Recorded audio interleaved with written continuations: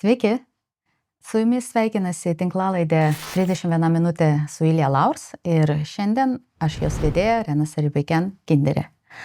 Tradiciškai jau kartu su Ilja Laurs mes pradedam metus ir apibendrinam metus. Šiais metais kalbėjom su Ilja apie tai, kaip prasidėjo su naujais prezidento rinkimais. Į Ameriką atėjo naujas prezidentas ir atrodo subūrė labai rimtą draugišką komandą technologijų sektoriui. Taip. Ir jeigu atsimenate, Ilja, kalbėjom, kad tai greičiausiai gali būti labai geras naratyvas manyti, kad tie metai, šie 2025 metai, turėtų būti labai geri technologijų sektoriui, bet jie buvo vieni iš tokių ne pačių geriausių, bet vidutinių. Ir pakankamai, sakyčiau, visai gerai po tokios nemažos korekcijos balandžio mėnesį technologijų sektorius atsistatė ir toks trumpas disclaimeris, kad Ilja ir pats esi Next technologijų fondo investicinio komiteto pirmininkas ir aš, kadangi dirbu su visais investuotojais, tai baigiam teigiamo zonai, beveik kol filmuojam čia gruodžio beveik pabaiga plus 10% ir sveikinu mūsų ir jūsų ir mūsų investuotojus, kad po fondo mokesčių vis tiek aplenkėm tą technologijų indeksą Nasdaqą. Bet vis dėlto, jeigu apibendrintum pats metus, jie buvo labai su didelė euforija prasidėjo ir po visų tų turbulencijų dabar turim jau 25 metų pabaigą. Kaip pats jauti? Žinai, atsiribojus nuo skaičių, yra šiaip įdomu stebėti finansų rinkas vos ne kaip kokį detektyvą. Nes kažkada vaikystėje buvo labai madingi tie meksikietiški tuo metu serialai, Santa Barbaros ir visa kita, stebitas istorijas, galvoju, kaip velnias ten viskas supainiota.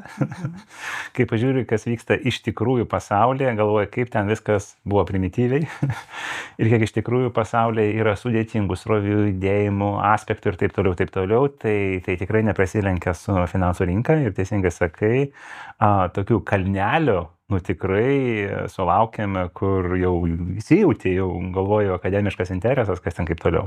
Tai labai bendrius, tai teisingai pasakei, kad laimėjus Trumpui euforija prasidėjo, nors ir vien dėl to, kad visada republikonai atstovavo kapitalą. Visada, demokratai labiau. Darbo žmonės, darbo interesus. Trumpas netgi neslėpė, kad kapitalistus kelia į priekį, kad kapitalizmas yra karalius, pats yra kapitalistas ir taip toliau. Tai vien dėl to, kad kapitalistas atėjo prie valdžios, buvo galima tikėtis, kad būtent grąža į kapitalą, grąža į investicijas, rinkos labai turės teigiamas sveikas pasiekmes. Ir tai patvirtina istorija. Visada, kai ofise būdavo republikonai, visada per tas laikotarpius gerokai geriau sekėsi kapitalui negu darbui, demokratai kažkiek išlygindavo. Tai nors ir vien dėl to. Bet faktas, kad pasaulis negali gyventi ramiai, yra netgi tokia rybė, sąmokslo teorija, kad jeigu rinkos kaip ekonomika vystytųsi labai tolygiai, tai tų rinkų dalyviams, kurie žino daugiau negu vidurkis, būtų galima gerokai mažiau uždirbti, negu kai rinkai vystosi taip pirmyn atgal, nes labai paprastas pavyzdys, jeigu tarkime ten per metus išauga ten ar per 10 metų dvigubai tavo kapitalas to lygiai augant, tai tu laimėsi prie 100%. Jeigu per tą laikotarpį bus kokie ten 5-10 svyravimai, tai tu kiekvieną svyravimą, ypač jeigu pasisi režisierius to svyravimo, tai gali padauginti kapitalą ir 5, ir 10 ir daugiau kartų kitais žodžiais. Čia tokia savotiškai sąmokslo teorija, tarp kitko, kur turi daug šalininkų, yra apie tai, kad rinkos apskritai sąmoningai judinamos pirmin atgal. Ir dėl to kapitalo grąža žinovams arba dirigentams to svyravimo yra gerokai didesnė, negu tai būtų tiesiog tolygus. Bet vėlgi, čia palieku čia kaip naujametinė tokia pusiau spekulacinė istorija, kaip dabar spekuliuoja žmonės, kas vyksta su ta kometa Atlasu, ar tai yra ateivių laivas, ar tai yra tiesiog atsitiktinis sutapimas ir taip toliau. Tai va, tiesiog prie ko aš vedu, kad per visą istoriją niekada nebuvo, kad rinkos vystėsi tolygiai.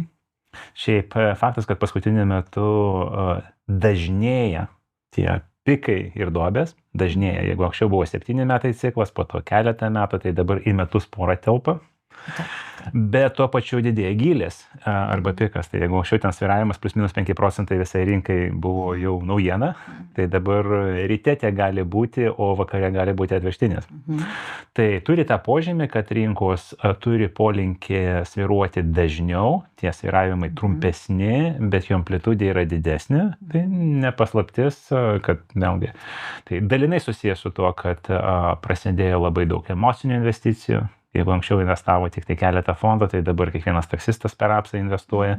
Jeigu vienu metu išgirdė kažkokią žinutę, skirtingai nuo fondo taksistas investuoja emociškai, tai 1 milijonas emocinių pirkimų per apsą iš karto rinkas vyruoja labai stipriai, tai viena iš priežasčių, bet faktas, kad dabar tai yra realybė. Tai grįžtant prie tos mūsų 25 metų detektyvo, prasidėjo viskas nuo labai optimistinės natos, kai Trumpas pradėjo aiškiai komunikuoti, kad tiesiog paprastai nebus.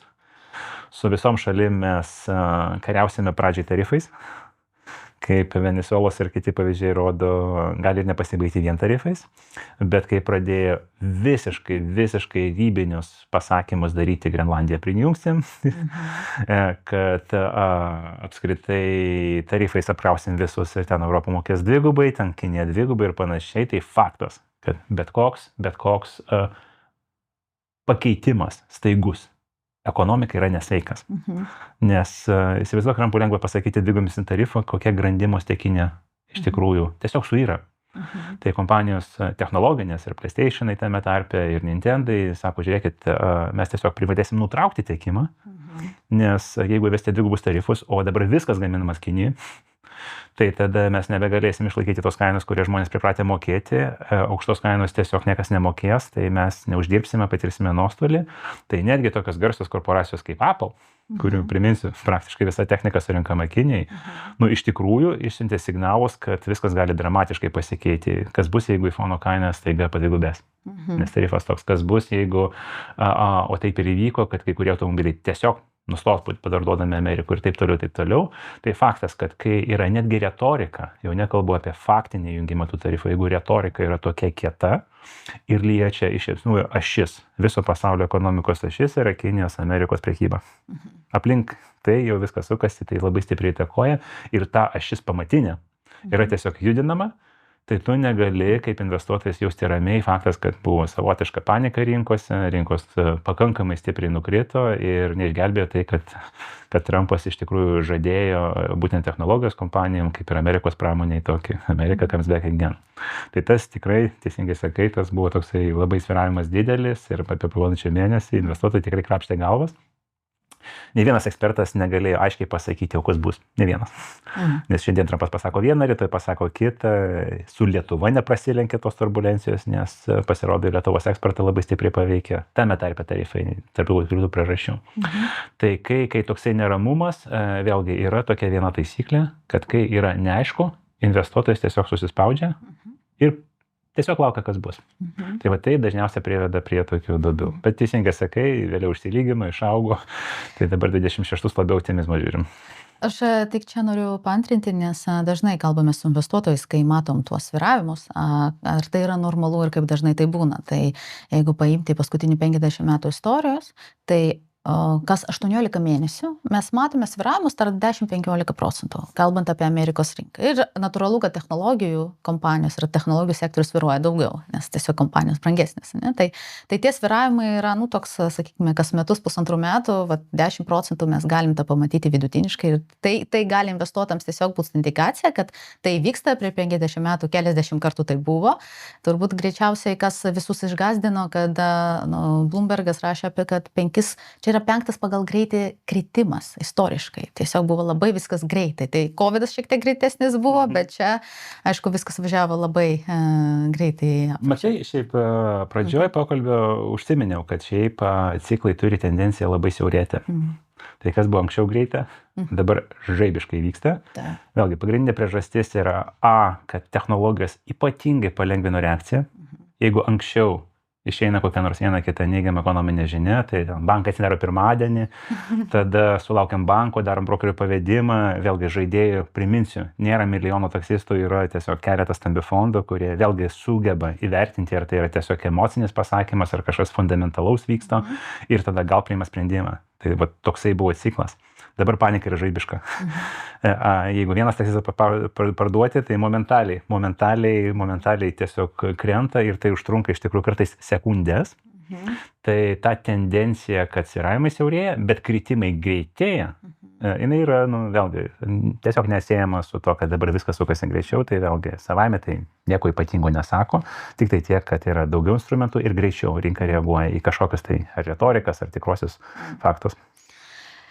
Metai prasidėjo nuo būtent jo tokios euforijos, kad viskas čia bus gerai, Trumpas čia ir sutvarkys ir kripto, ir dirbtinio intelekto visas temas. Bet paskutinis kelis mėnesius apie ką mes girdime, kad vis daugiau kalbų yra, kad visos tos investicijos į dirbtinį intelektą, jeigu atsimintum, tai Trumpas kaip tokia turėjo stalą apvalų, kur pasodino visus technologijų čia prieš kelis mėnesius po vasaros technologijų sektorių vadovus, ir Zuckerbergas, ir Bezos, ir ten Apple, ir Google, visi ten sėdėjo ir pirštų kiekvieną rodydavo ir klausė, tai kiek tu investuosi į dirbtinį intelektą, o tu kiek investuosi. Ir jie taip po 100 milijardų, po kelis šimtus milijardų, po 500, o tu kiek tada paskutinis ten Apple Jim Cookas, kuris ten jau ir taip nebuvo pats favoritas turbūt Trumpo visam šitam kontekste su tarifais irgi keli šimtai milijardų eurų. Tai vat, visi vėl apsidžiaugia, viskas gerai, važiuojam toliau. Bet dabar kalbame vis dažniau apie tai ir Goldman Sachsas labai gražiai šiaip padalino investicijas į dirbtinį intelektą į tris tokias kategorijas. Pirmas yra infrastruktūra ir duomenų centrai. Taip. Antras yra tų programų kūrimas ir pardavimas. O trečias yra diegimas į verslus ir naudos gavimas. Ir vat trečia ta kategorija, kur atrodo ir turėtų komercializuotis, materializuotis tas dirbtinis intelektas, dar stagnuoja ir mes ten nematom dar rezultatų ir investicijų labai daug. Ir tas kelia, atrodo, investuotojams jau šiandien labai daug apie tai kalbame, tokių įvairių minčių apie tvarumą tų investicijų į dirbtinį intelektą.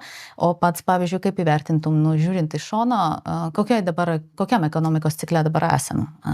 Tai dabar, vėlgi, jeigu pagal pritaikymą Bloombergas išskyrė infrastruktūrą, pritaikomasis lygmuo ir integraciją į verslus, tai aš gal išskirčiau pagal kompanijas, nes tikrai taip pasirodė paskutinį gal keletą mėnesių terminas dirbtinio intelekto burbulas. Visi apie jį kalba, niekas nežinau, kaip tai yra.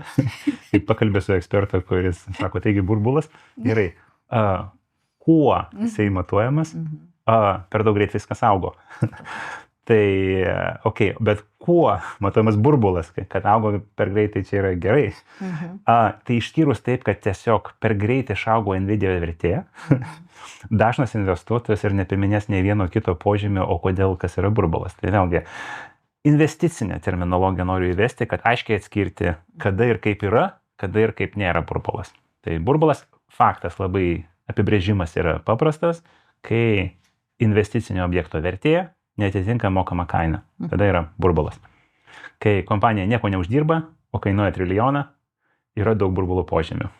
Tai vat, investicinė kalba labai aiškiai reikia atskirti. Yra viena šalis kompanijų, kur, tarp kitko, kompanijose dažniausiai to burbulo požymius yra vienas banalus dalykas, kur reportuoja visos kompanijos, visi tradingo platformos ir panašiai, yra PE rodiklis.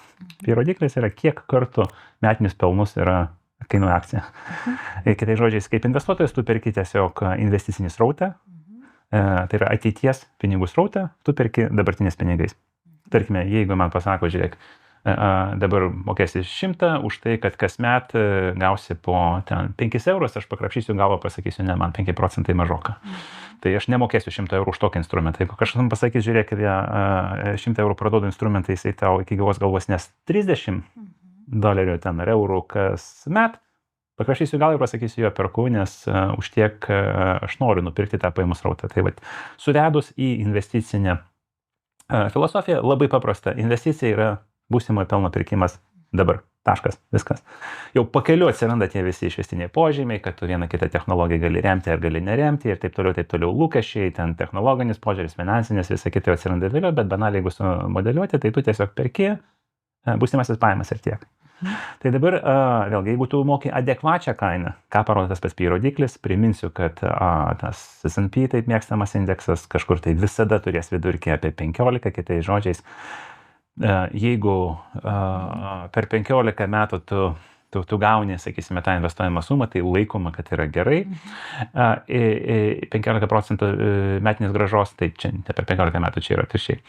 Ir atvirkščiai, jeigu tu moki per brangiai, priminsiu, kad per interneto burbulą.com, ta garsiausia burbulą, kur iš tikrųjų buvo burbulas, Nasdaq'o PE vidurkis buvo apie 80. Tai vat, jeigu tu matuoji kompaniją, kurie sako, aš investuoju į AI, aš esu dirbtinio intelekto kompanija, tai tu pradžiai faktas, kad privalai įsitikinti, įsigilinti, kokias technologijas tą kompaniją kūrė, ar iš tikrųjų atitinka teiginiai, kad kūrė kažką vertingo, nes kalba apie AI visos kompanijos nėra, kurie nekalbėtų, technologijos turi reta. Tai vat, įsitikinę, kad iš tikrųjų yra pagrindas. Antras yra toksai tiesiog higienos sveikatos matas labai paprastas, o koksai yra tavo dabartinis tas PE santykis, ar tu nekainuoja trilijono, kai tu negeneruoji pajamų. Tai čia didžiausios korporacijos tokios kaip ten, pavyzdžiui, Google šiemet padarė stebuklingą šuolį. Buvo laikomas metų pradžioje outsideris. Visiškai. Jau kelis metus vos ne Google. Vėlgi, kalbam apie 5 metus tą dinamiką, tai buvo vos neišmetas iš borto ir pasakyta, kad OpenAI laimės visą kitą, su Gemini dabartiniam versijam, sakyčiau, visiškai į priekį. Absoliučiai. Trečia versija. Ir dabar atvirkščiai jau laikomas, kad vos ne vakarėjaus karalius.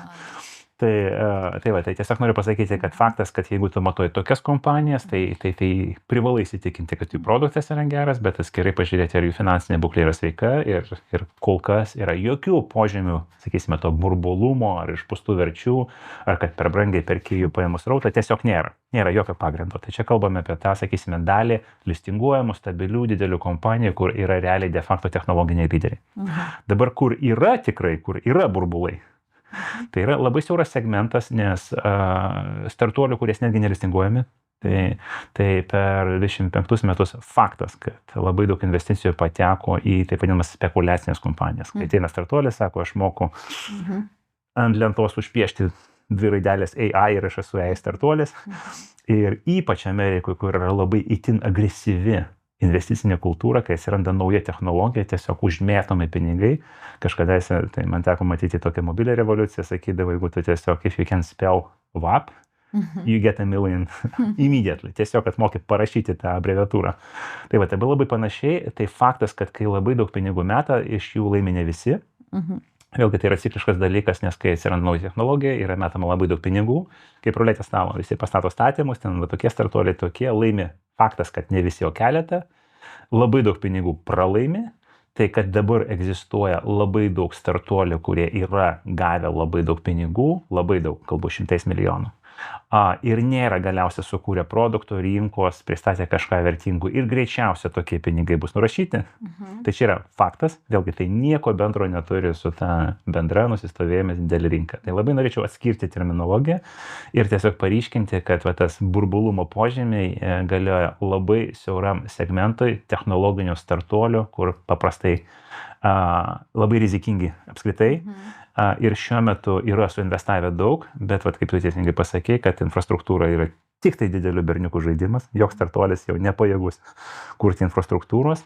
Tai yra retai startuolių tas middle layers, tai yra modelių kūrimas, tai yra API pristatymas ir panašiai, bet tie, kurie norėjo pritaikyti, bet nesiseka, rinka nepriima, Europoje dėl reguliacijos prisideda, kur kas antras dirbtinio intelekto varikliukas yra tiesiog fiziškai uždraustas ir taip toliau, tai tie nesuranda rinkos, pinigai sudega, čia faktas, kad labai daug pinigų bus prarasta, bet tai nieko bendro neturi su tokiais gigantais kaip Google, Apple, Facebookas ir panašiai. Čia noriu tik paantrinti Peterio Thielio knygoj 0 to 1, kas Thielis turbūt šiandien yra toks kontroversiška asmenybė, dabar toks pilkas kardinolas šalia Fancy ir visų kitų, tų sprendimų, kuries dabar šiandien eina su technologijom, dar dirbtinio intelekto, bet jis puikiai aprašinėjo būtent apie burbulus savo knygoje 0 to 1, kai 2000-aisiais, kai jis įkūrė PayPalą kartu dar su Elonu Musku ir jie buvo nusiuntę kelis pitchus ir turėjo tada ir fintechų, ir interneto kompanijas, ir be sutarčių, sako, mums siūsdavo kelis milijonus į sąskaitą, ir kada mes rašėme jiems, kad mes norim išsiųsti atgal, jie net nesiuntė sąskaitas, kurie pinigus siūsti atgal.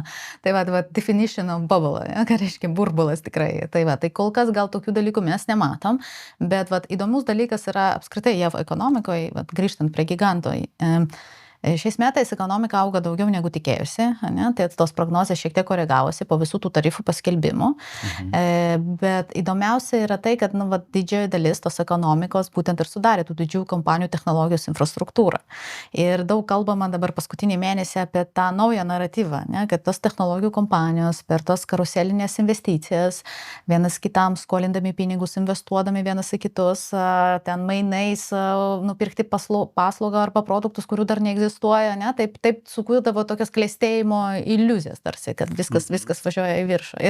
Ir atrodo, kad tas stiprią korekciją sukėlė OpenAI klausimą uždavė, kaip jūs planuojate tos pusantro trilijono investicijas pateisinti, nes geriausiu atveju jūs ten 100 milijardų uždirbsite ir sako, gal čia valstybė biškai prisidės kažkas, tai atrodo tokia mažiau pasitikėjimų savim buvo ir čia taip rinka stipriai išsigando.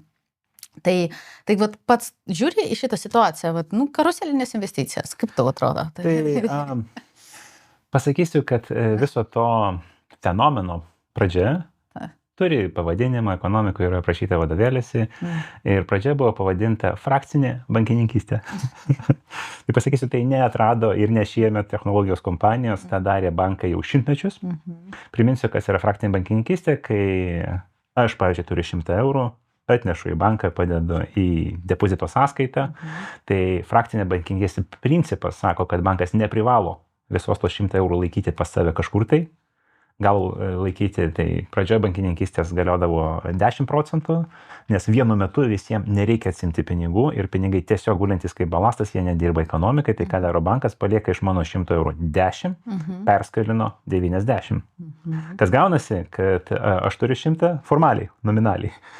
Pasiskolinęs iš banko turi 90, jeigu jisai neša ir deda į sekantį indėlį, tai bankas palieka antrasis bankas 9 depozite, tik tai ir dar 89 cirkuliuoja toliau ir gaudavosi, kad 100 eurų gali pagimdyti ir 1000 ir daugiau ir tai įteisinta, legalu, veikia, paspartina ekonomiką. Paminėsiu, kad valstybės dabar ne kitaip veikia, apskritai visos valstybės, ne technologinės kompanijos, ne tik bankai, visos valstybės. Ir tam visam, sakysime, davė būtent bankininkystę tokį kaip pavyzdį. Tai dabar sakyti, kad tiesiog technologinės veikiasi kitaip, kitais žodžiais, skirto planuoja būsimuosius pelnus, tai vieni jo skeptikai sako, žiūrėkite, kai mes galime kalbėti apie augimą, jeigu augimas sudarytas iš būsimųjų išlaidų ar būsimųjų pajamų. Dabar jų nėra, dabar balansas toks, jo, tai kaip jūs galite operuoti, tai atsakymas paprastas, tas modelis yra nenaujas, seniai atrastas, visi kažkaip be išimties bankinės sistemos tą naudoja. Tai iš vienos pusės kaip ir padidina ekonomikos lankstumą, dinamiškumą, bet vėlgi yra dvi medalo pusės, tu gali labai greitai įsivinioti, bet jeigu ten kažkokia panika, visi nori griebti tos depozitus, gaunasi atbulinis susiviniojimas, nes šitas sako gražink, šitas ir susivinėjo labai greitai 1000 ir vėl ta pati 100 eurų. Tai kodėl būtent palūkanų normos bankinės yra reguliuojamos, taip saugomos, yra atskirtos jau dabar nuo rinkos ekonomikos ir komandinės ekonomikos principais tvarkom valstybę, nes būtent dažniausia, netgi negandai, palūkanų normos reguliuoja, kaip įsivinioja arba susitraukia ekonomika, tai kitais žodžiais, kiek būsimųjų pinigų šiandien, jeigu yra pigus būsimieji pinigai, tai leidžia šiandien. Jeigu yra labai brangus, tai tada nesako, aš geriau kol kas neskolinsiu, iš ateities padėsiu, tai tas, sakysime, reguliatorius tarp dabartinių pinigų kiekių ir išlaidų ir aktyvumo piniginio ir būsimojo, tas, kas vyksta šiandieną, kas vyksta rytoj. Jis yra esminis ekonomikos matas, kontroliuojamas, žinomas, išnagrinėtas, formulėm aprašytas ir visa kita. Tai dabar, kaip tą dalyką pradeda žaisti technologinės kompanijos, tai savame nestebina, nes vėlgi, kai kompanija jau su savo ten pajamom gali būti prilyginta prie šalies, tai jau nebe... Visko, apyvartom, pelnų ir panašiai, ten kaip per tą stalą, kur paminėjai, kur surinko, tai pasiškėjo, kad ten Zuckerbergas ruošiasi investuoti į dirbtinį intelektą 5 kart daugiau negu visa Kanada. Visa šalis, šalia kaimynai. Kanados ministras sako, mes tiek investuosime, Zuckerbergas sako, mes 5 kart tiek. Ir panašiai, tai jau galima kalbėti apie tai, kad kompanijos jau anksčiau ekonomikos vadovėliuose kompanijos visada egzistavdavo skyriuje mikroekonomika. Dabar jau pradeda veikti makroekonomika, nes tiesiog patalpink save į korporacijos lygį, pasirodo, kad jeigu tu planuoji uždirbti kitame 100 milijardų, nėra taip paprasta juos išleisti. Tu negali tiesiog pasakyti, ai, ten padarysiu serverio upgrade ir išleisiu. Ne, 100 milijardų yra ką veikti. Išleisti, tai taip ir gaunasi, kad jau kaip visos šalis biudžetuoja į priekį, gyvena priekį, tai dabar yra rimtai žiūrima į tai, kaip tuos pelnus sukrautus protingai, ne šiaip su išbrastyti, ten gražyti akcininkams ir panašiai protingai panaudoti. Tai sakysime, tai makro būsimieji sandoriai tampa tiesiog žaidimo dalis ir tai neatsiejama. Visiškai kitas dalykas, kad tu dalyką galės žaisti skaidriai, gali žaisti pats skolindamas. Tai va, tarkime, buvo tokia, man tai ne iki galo skani Oracle istorija, kur buvo ten vienu metu tapęs Larry Elliotas Oracle vadas netikėtai ir nežinomai tadam ir turtingiausių pasaulio žmogum popierių, teisingai aplenkęs visus, ten tylėjo, Oracle sukūręs ten nieko nedarė, tadam ten tai ten buvo ten tie cirkuliariniai sandoriai, kur ten vienas kitam skolina ir panašiai, tai čia visiškai kitas dalykas, kaip jie atliekami, lygiai kaip ir bankai, vieni skaidriai daro ir tvariai, tą frakcinę bankininkystę, kiti atvirkščiai naudojasi skolintais pinigais, kad grąžinti skolas, kurti piramidės. Tai čia reikėtų kalbėti ne apie faktą, o apie kiekvieną atskirą epizodą ir tiesiog kruopščiai vertinti. Tai jeigu paprastai kalbėti, Nvidia arba visi tie gigantai uždirba labai daug pinigų, ne? Per daug pinigų. Neturi kur jos dėti, kažkas su jais reikia daryti, dividendų išmokėti nenori. Tai prieštarautų augimo kompanijos principų iš principų, kur tu sakai, kad mes esame augimo kompanija, mes reinvestuojame viską. Investuoja verslus, kuriuos vysto ir tie verslai natūralu perka tada jų produktus.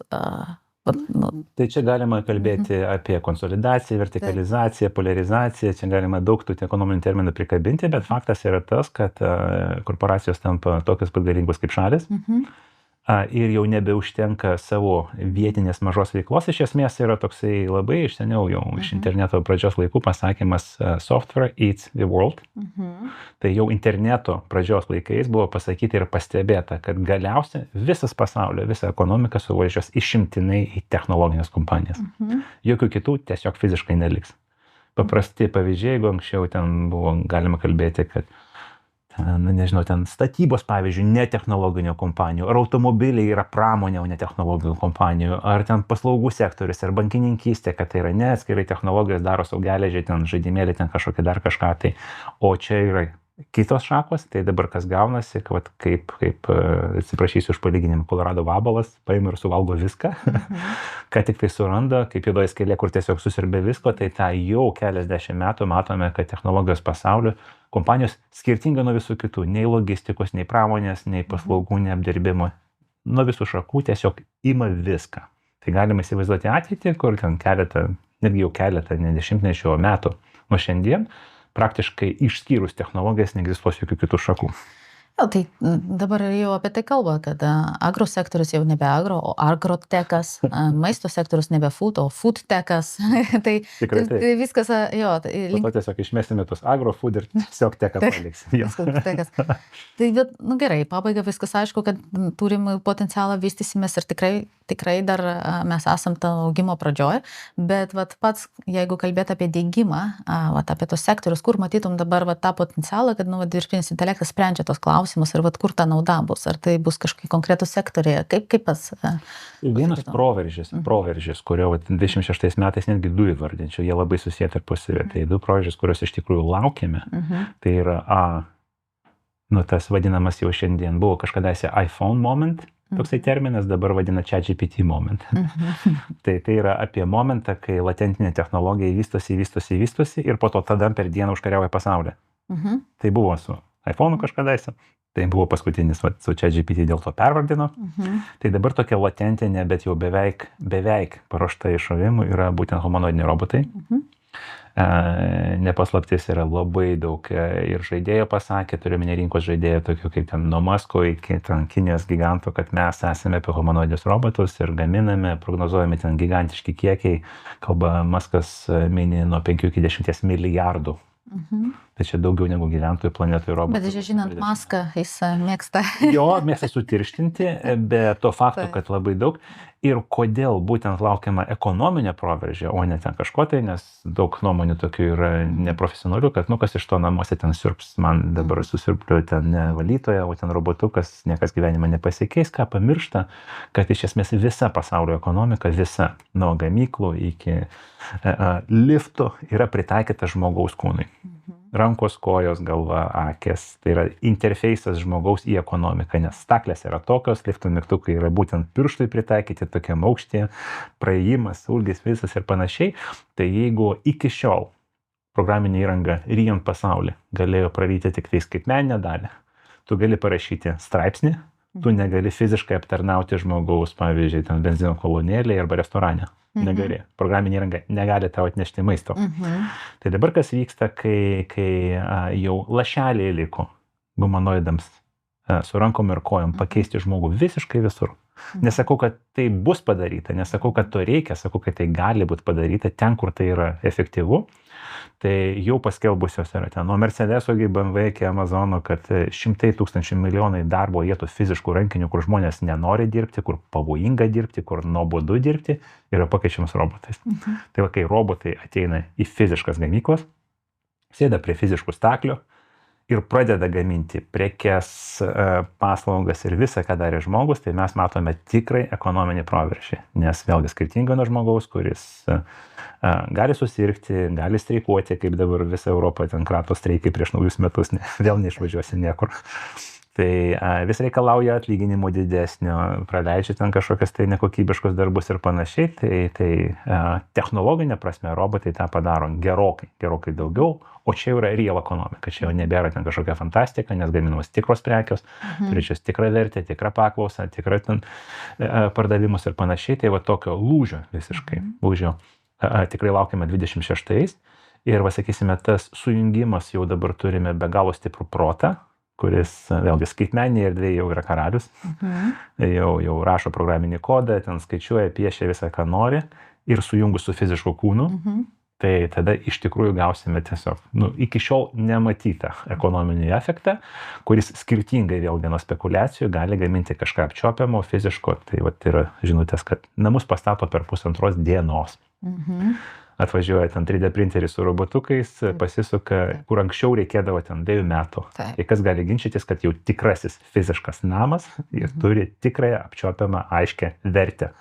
Ne kažkokie ten modeliukai, ten žaidimukai, ten kaip kartais netechnologiniai investoriai sako, ko negaliu pačiupinėti, to neegzistuoja.